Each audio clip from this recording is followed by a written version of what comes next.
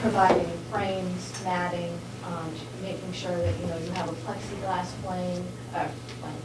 matting, glass, things that aren't providing glare. She's looking at groupings, and she's installing and making sure that you're using security hardware.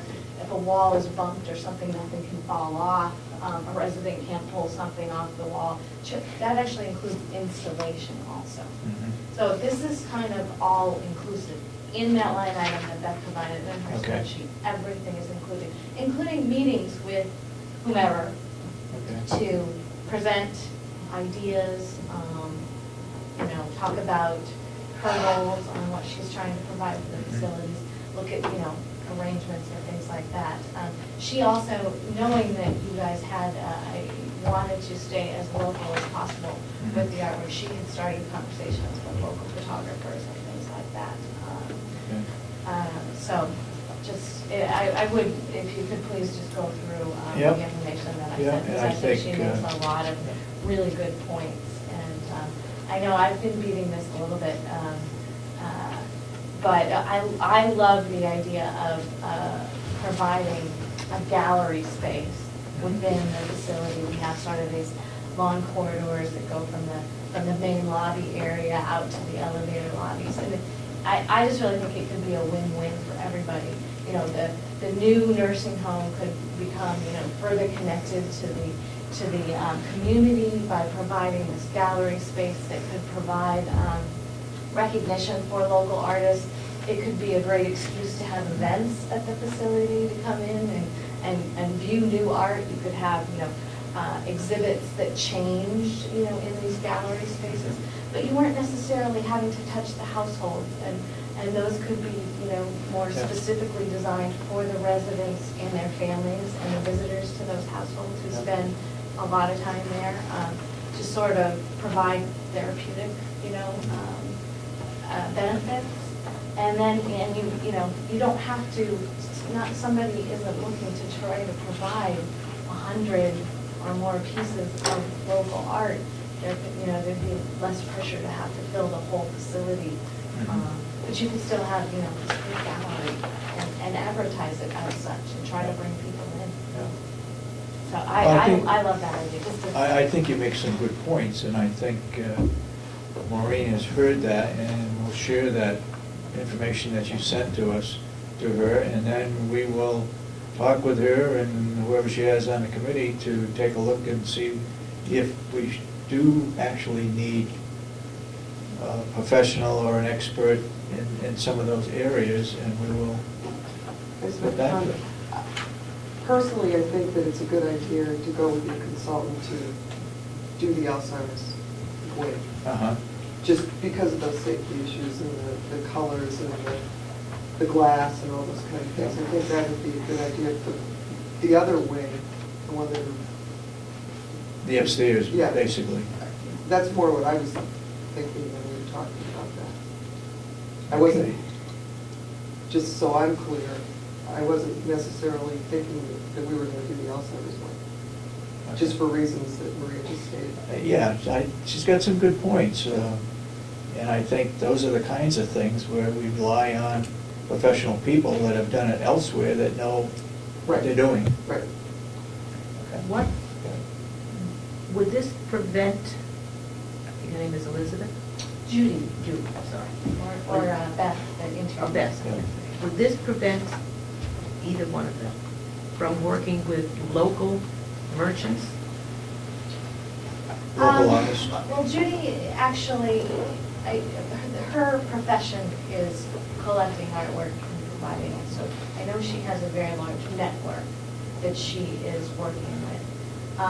As I mentioned, she had already spoken to some local photographers about supplying some pieces.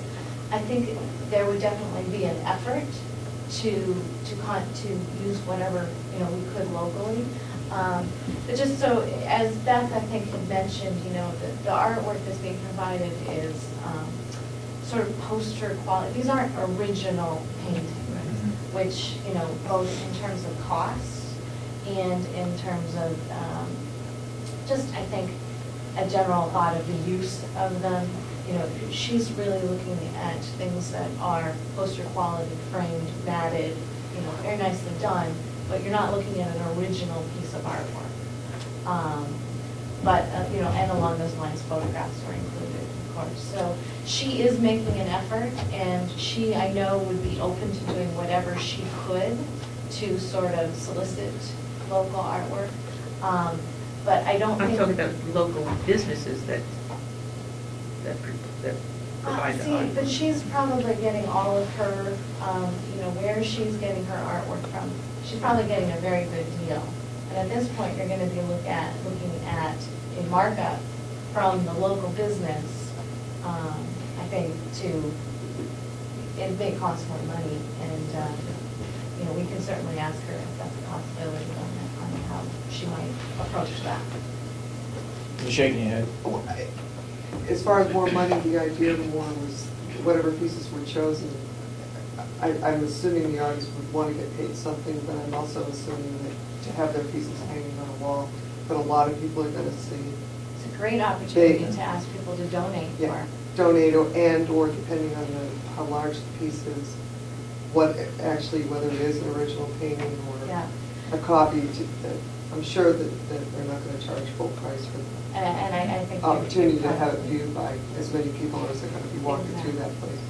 But I think, you know, and also when you see sort of Judy's comments, just specific things that, you know, she really tries to avoid pastels because they tend to not, you know, with people, older people's eyesight, very difficult for them to discern images and things like, you know, that very light images. Right. So she's looking for really deep saturated colors and things like that. So, I mean, ideally, everything that, you know, you solicit donations and everything's fabulous, and, you know, somebody's figuring out where to hang this and how to hang them and groupings and working with sizes and different frames and things like that. To do a whole facility, I think, would be challenging. It would be a lot of work, and, you know, it's the reason why we would want to hire a professional. Right. No, and I understand that. I think the concern was to get as many local people as we could on the wall. Yeah. So, I understood this wall that you're talking about to be walls, or the community's wall would be ongoing. That is, it wouldn't be the same painting forever. That's if we did it. This is just an idea I'm throwing out there. You could, you know, we have a lot of walls in this facility. I mean, you could have permanent installations. You could have just one section of wall where you could think maybe we could do a revolving exhibit in just this one section. You could have, you know, we have other, in fact, just corridors that could be permanent installations. You know, if we had access to things while Judy was doing this, you know, she could certainly kind of work things into her pieces. If people were donating, you know, pieces shortly here, you could say, great. I think that's... work this into the mix, you know. I think that's another area too, with the 501c3. I was thinking that they would be looking at providing some artwork perhaps, or a bench outside, or those kinds of things. But look, where do we go from here? Is it something that we need to get this person up to talk with Maureen and whatever group she puts together to find out who's going to do what and what is it going to cost and work things out in detail? Do you agree with that? Yeah, absolutely. Yeah, I mean, she made sure to say she was still willing to come up and talk to everyone. What would be our deadline on this? Any idea? I think I can talk to them. I still think we have a little time. I don't think we're super pressed for time at this stage of the game. You know, depending on how things work out, I want to manage everybody's expectations on, particularly if you're going to fundraise for this, that, you know, maybe day one you're opening the doors and it looks a little blank in there. Yeah. So just make sure everybody understands what we're looking at. Okay.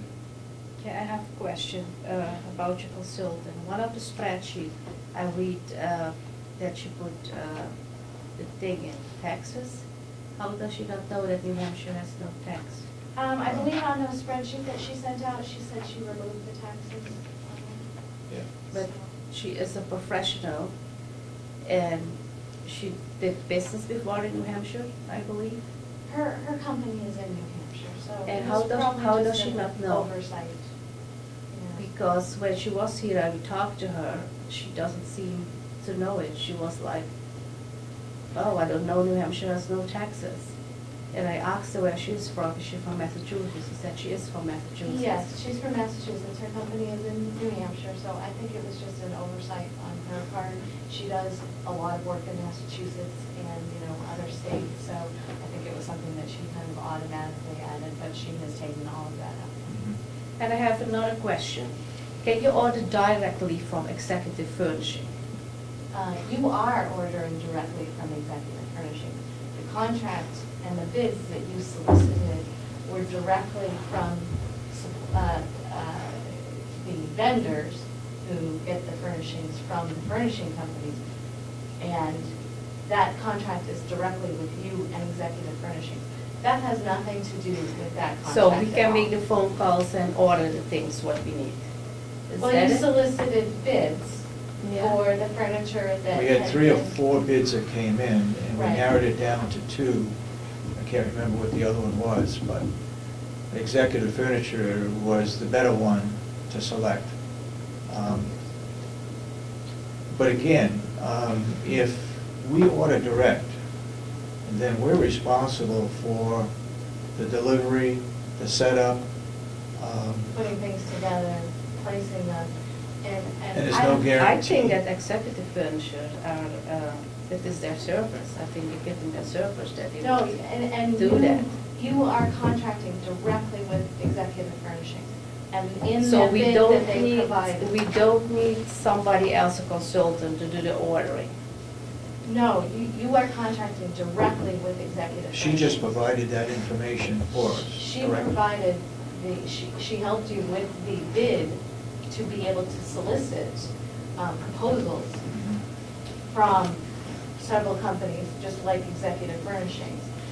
And the contract will be written directly between Carroll County and Executive Furnishing. That is not involved in that contract at all. She helped us, she's the one who had specified the, very specifics of the furniture that allowed the bid to go out and people to understand what they were pricing, what they were providing a Right. price for to you. And then, but once she, and certainly the commissioners, and when you asked her recommendations on what she knew about these companies, they're all providing basically exactly what she specified. So there's no real question there. It's not like you're not necessarily looking at apples to apples in terms of what was bid on. It is pretty much apples to apples. In terms of journs, the county would be contracting directly with journs. They are actually a manufacturer of the furniture, so that's a little bit different, where Executive Furnishings is really a distributor. But in that case, you can't go to the factory and say, I want, 3 couches. Mhm. And then Executive Furnishings, as part of their bid, and we can get that out and review that if necessary, they are including freight, they are including putting everything together, and then all of that has been marked as to what rooms it goes in. And certainly Beth will be there to coordinate that and make sure things get set up as they're supposed to be set up. That's all included in her contract. So I don't think you're really looking at any extra costs involved with that. And I have another question. If I look at your consultant spreadsheet,